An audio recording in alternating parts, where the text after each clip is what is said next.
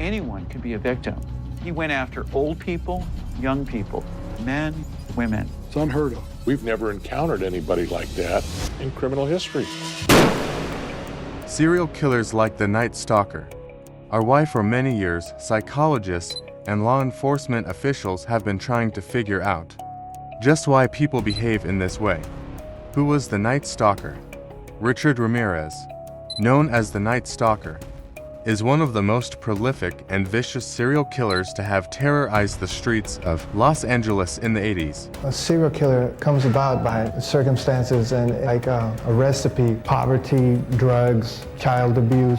These things, contribute to a person's frustration and anger, and at some point in life, he explodes.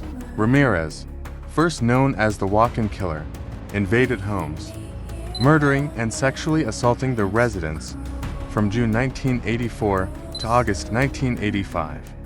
He used a wide variety of weapons and would leave behind satanic symbols. As far as Satan is concerned, I believe a malevolent being. His description eludes me, but I have felt powers that are evil.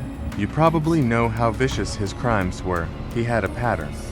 He killed the man in the house and sexually assaulted a woman, and always made sure he could see the fear in his victim's eyes. He cut out one victim's eyes and took them with him. I said, I won't scream. I swear upon God. And he said, swear upon Satan. You could sense it. There's evil in that man. Investigators identified him as an enraged killer because of how viciously his victims had been killed. In one case, the victim, Patty Higgins, was slashed and stabbed in the throat.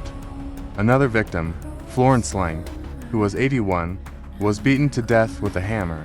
He needed to associate gruesome violence with sex in order to be completely satisfied. He also told me that he had to violently fantasize about his victims before he could go away. Post-murderous snacks. Ramirez got comfortable after killing someone. He would take the time to have a snack. That's a pretty sick individual, indeed. He would help himself to food and drinks in the kitchen after his crime. The shoe trail. One of the only trails investigators had was a shoe print he left in a flower bed.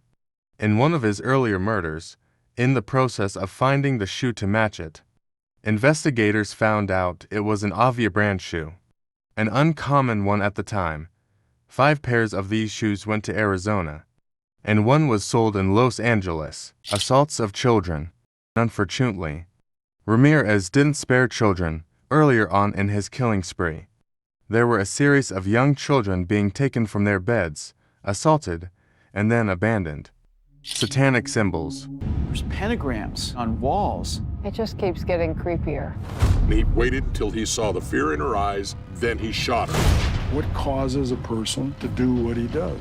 It wasn't until Ramirez left a pentagram, written with lipstick on the wall and on the leg of a victim, that investigators drew the connection to satanic worship during a court appearance. He held up the pentagram and after pleading not guilty, he said, "Hail Satan." The chase. When police finally had a name, there were 8 people named Richard Ramirez with fingerprints in the police's records, and one was a perfect match. Police released the name and photo to the media, and by the next morning, his face was on the front page of newspapers, and his name and photos were all over the news. As soon as Ramirez started running, people recognized him from the newspapers. People subdued him and beat him till he confessed. That's all for today, folks.